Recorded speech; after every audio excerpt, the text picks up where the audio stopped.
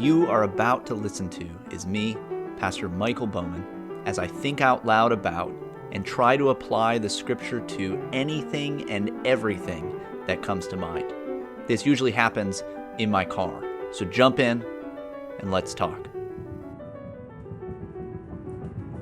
It's not uncommon when you are watching documentaries about the animal kingdoms, something like Planet Earth, for them to be talking about certain kinds of animals. Let's just say dolphins, for instance. Dolphins.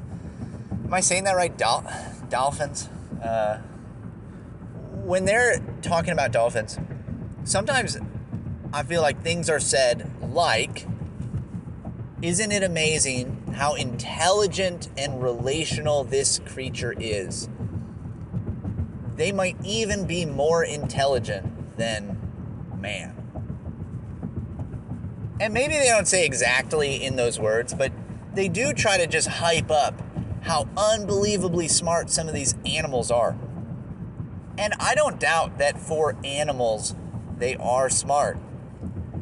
But when was the last time a dolphin made a documentary about people?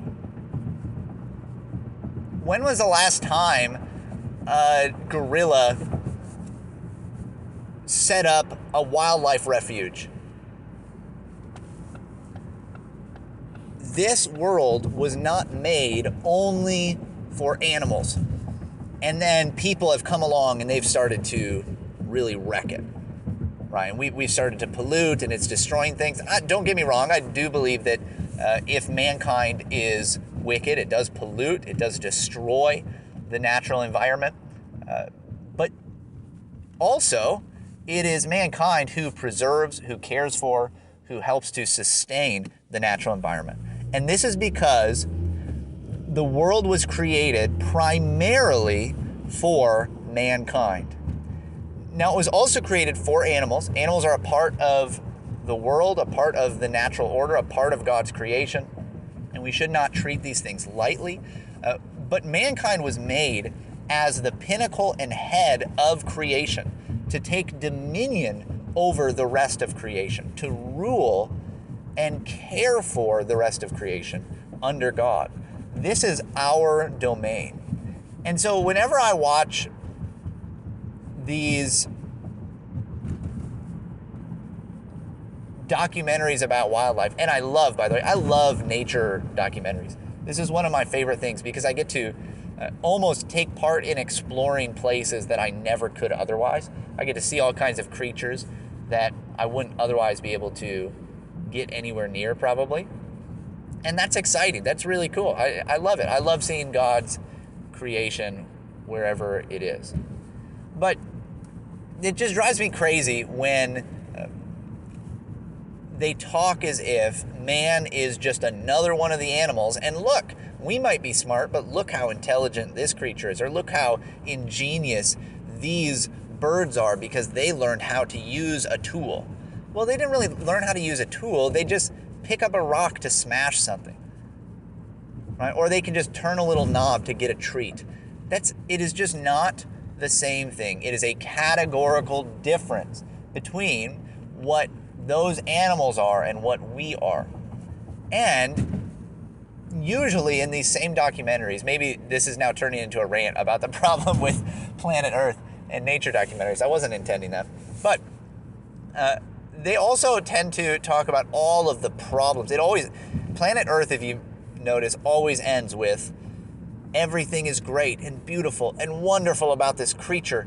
And now look, mankind is starting to pollute or to release greenhouse gases that melt the icebergs. And these beautiful creatures are now being destroyed by mankind. Or these jungles are being torn up because mankind is coming through and man is the enemy. And if only man weren't here, then these animals would be doing just fine. But it's actually just not the case, right?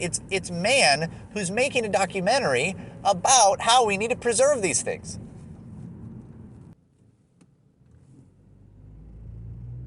The world was made for man. That doesn't mean that the rest of creation isn't important or a part of it, but where man goes, so goes creation. Man is the head of creation, and we were the ones tasked with caring for, ruling over, taking dominion of all of the rest of creation.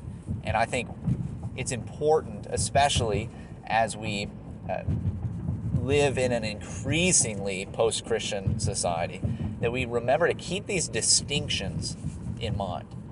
They're important distinctions that we need to maintain.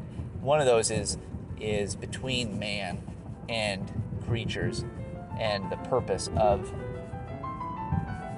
each, the role of each, and how God has intended things. Hey guys, I hope this has been helpful for you. If it has been, go ahead and rate it, review it, or share it with a friend, especially if you're in La Crosse, Wisconsin, or the surrounding areas.